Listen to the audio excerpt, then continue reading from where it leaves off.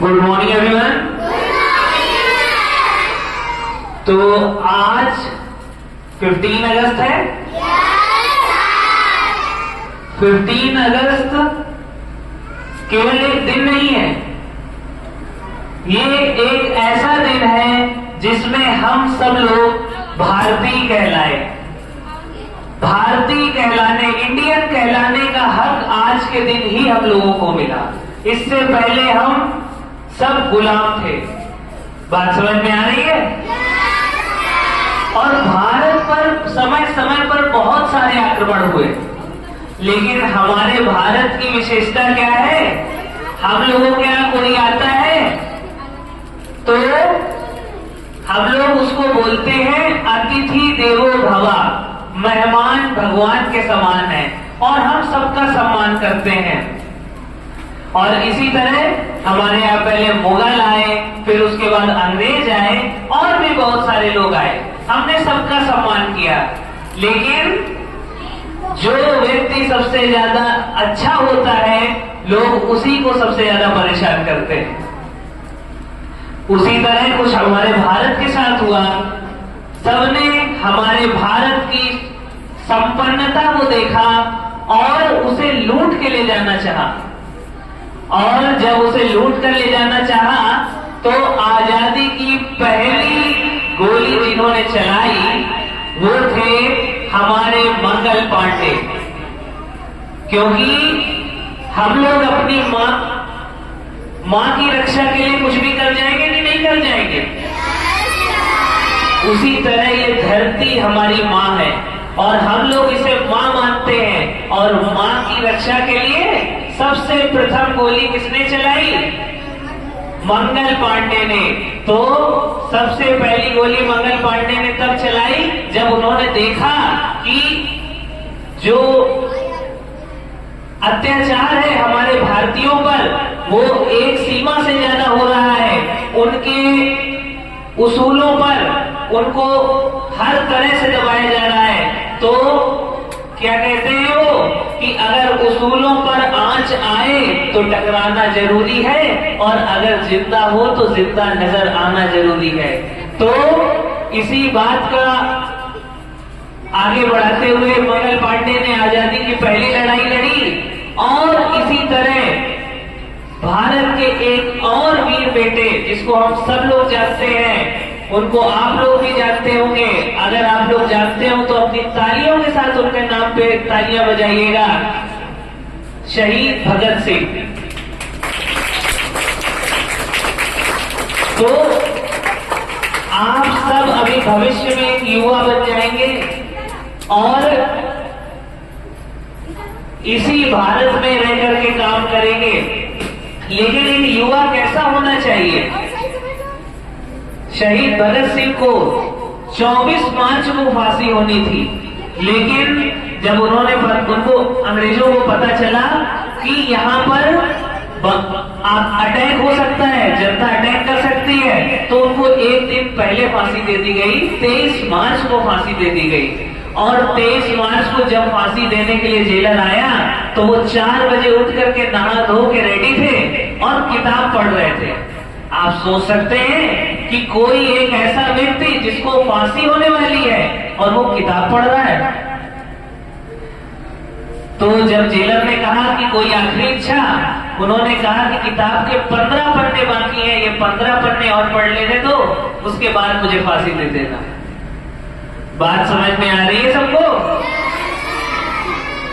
तो उसके बाद उन्होंने अंग्रेज सरकार को एक चिट्ठी लिखी, और वो चिट्ठी क्या थी कि मेरे मरने के बाद लाखों भगत सिंह पैदा हो जाएंगे।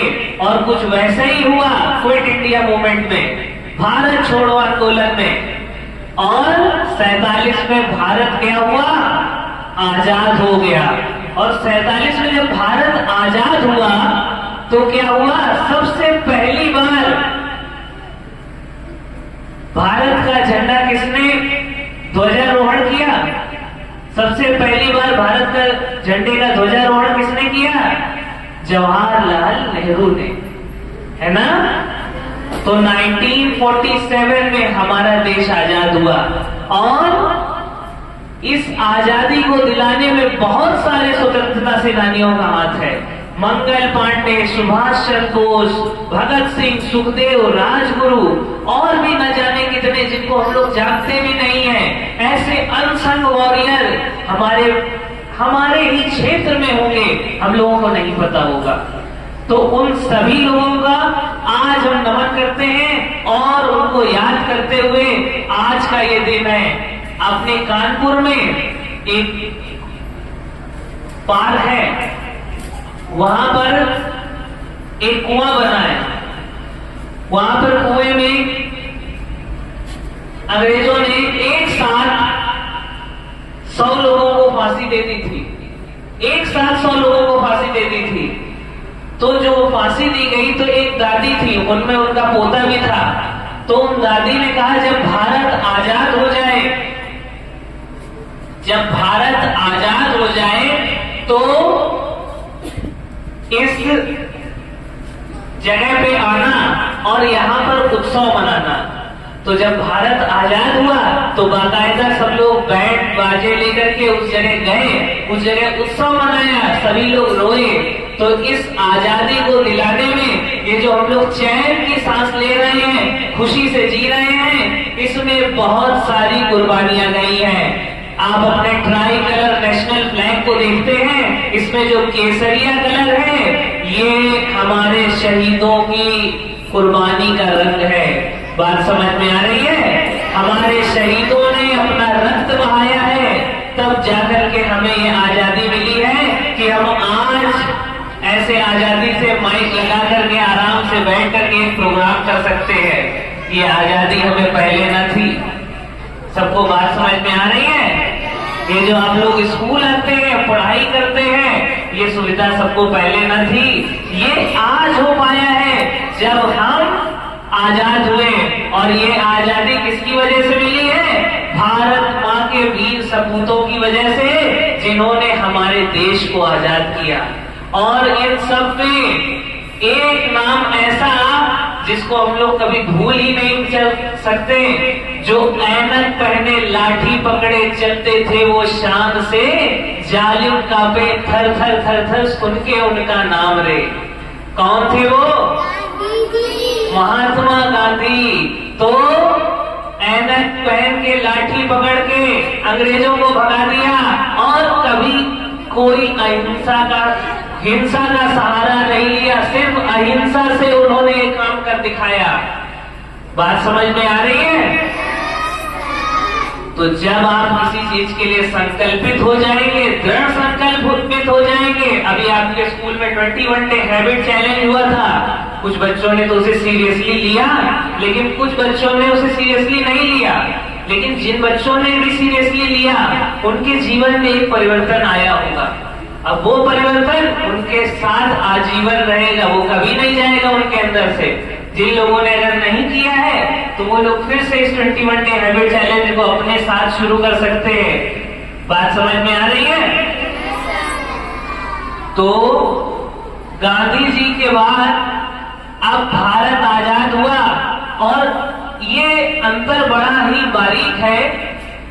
ध्वजारोहण और झंडा फहराना, स्वतंत्रता दिवस में हम लोग ध्वजारोहण करते हैं और 26 जनवरी यानी कि रिपब्लिक डे में हम लोग झंडा फहराते हैं। बात समझ में आ रही है? अब आप कहेंगे सर ध्वजारोहण और फ्लैग होस्ट, अरे झंडा फहराने में क्या डिफरेंस है? तो ध्वजारोहण 1947 में हुआ था, उसमें झंडा नीचे से ऊपर पहली बार गया था।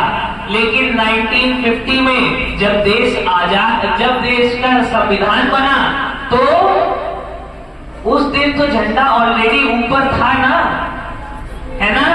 तो उस दिन झंडा फहराया गया। बात समझ में आ रही है? ये अंतर बहुत ही बारीक है, आप सब लोगों को ध्यान रखना है। 1947 में ध्वजारोहण हुआ और 1950 में झंडा फहराया गया। क्या बात समझ में आ रही है सबको? उसके बाद भी भारत पर कम आतंक नहीं हुए।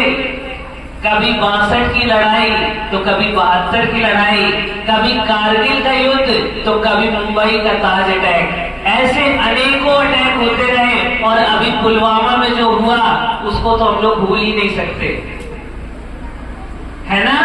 लेकिन इन सब से हमें कौन बचाता रहा? हमारी इंडियन आर्मी। तो एक बार हमारी इंडियन आर्मी के लिए जोरदार तालियां हो जाए।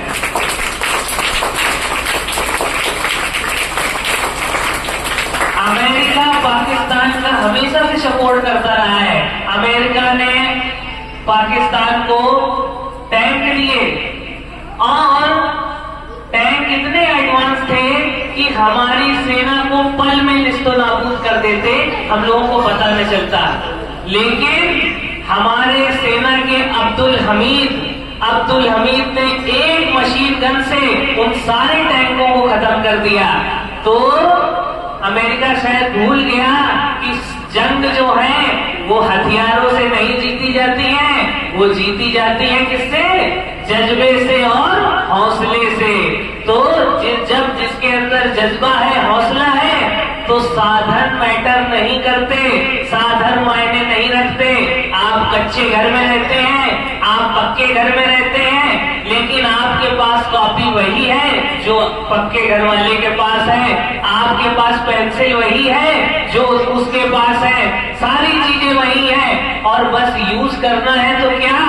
अपने संसाधन, अपने हाथ पैर और दिमाग को। सबसे बड़े संसाधन ये है जो कि किसी ने नहीं दिए, सिर्फ ईश्वर ने आपको दिए हैं। बात समझ में आ रही है सबको? बॉर्डर मूवी किसने देखी है? बॉर्डर मूवी कई लोगों ने देखी होगी। 120 के बदले पूरी बटालियन, 5000 की बटालियन से लड़ाई करी गई।